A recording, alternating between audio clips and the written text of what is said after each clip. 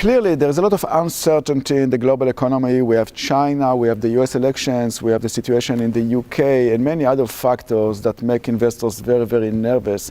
At the same time, if you look at the situation from a different perspective, there is some logic to this madness. For example, the decline in oil prices, I view it as a positive development, not a negative development, given the fact that we are seeing a significant amount of money being transferred from producing countries like OPEC to consuming countries like Japan, the Eurozone, even Canada and the US. So it's a good thing, $1.2 trillion changing hands. When the fog clears, the global economy will be much more balanced. So it's a good thing, but the pain is always faster than the gain. Now, when it comes to the US, I believe that the US will surprise on the upside, given the fact that the labor market there is very strong. Wages are starting to rise. Gasoline prices went down, and credit is fueling this rusty machine we call the US economy. So I believe that the US economy will be okay over the next year or two, led by the consumer and the housing market.